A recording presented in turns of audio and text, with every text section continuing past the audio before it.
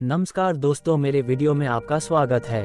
ये कहानी है किसान की समझदार बेटी की है। इस कहानी से हम बहुत कुछ सीखने वाले हैं। तो वीडियो में एंड तक बने रहे। वीडियो की शुरुआत करते हैं। एक गरीब किसान अपनी बेटी के साथ झोपड़ी में रहता था। उसके पास खेती करने के लिए थोड़ी सी जमीन थी। फसल बेचकर थोड़े रुपए ही मिलते थे। उनसे वे 2 समय का खाना भी नहीं खा पाते थे। एक दिन वह राजा के पास अपनी समस्या लेकर गया। राजा बहुत दयालु था। उसने किसान को खेती करने के लिए अपनी जमीन में से थोड़ी सी जमीन दे दी। राजा ने कहा, यह जमीन तो हमारी ही रहेगी, परंतु इस पर उगने वाली फसल तुम्हारी होगी। किसान बहुत खुश हुआ और राजा को धन्यवाद देकर अपने गांव लौट आया।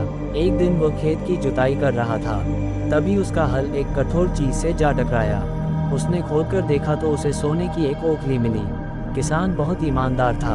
उसने अपनी बेटी से कहा कि हमें यह ओखली राजा के खेत से मिली है। जिसकी जमीन है उसी की यह ओखली भी है, इसलिए हमें यह ओखली राजा को लौटा देनी चाहिए। लेकिन किसान की बेटी बोली कि नहीं पिताजी, आप ऐसा ना करें।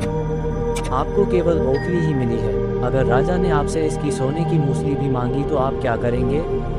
इसीलिए आप इस ओखली को अपने ही पास रख लीजिए। परंतु किसान को अपनी बेटी की यह बात अच्छी नहीं लगी। वो राजा के पास ओखली लेकर जा पहुंचा। दरबार में वैसा ही हुआ जैसा कि उसकी बेटी ने कहा था।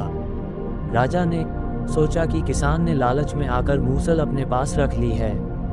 बेचारा किसान राजा को सोने की मूसल कहां से लाकर देता। नतीजा ये हुआ कि किसान को जेल में डाल दिया गया। भोले किसान को ऐसी गलती की सजा मिली थी जो उसने की ही नहीं थी।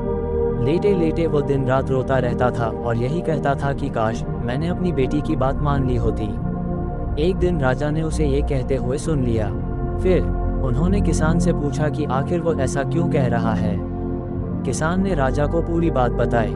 ये सुनकर राजा को अपनी गलती का एहसास हुआ और किसान को फौरन छोड़ दिया गया। उसकी बेटी को राजा ने अपने दरबार में बुलाया। उससे बातें करने के बाद राजा को पता चल गया कि वह बहुत ही बुद्धिमान है।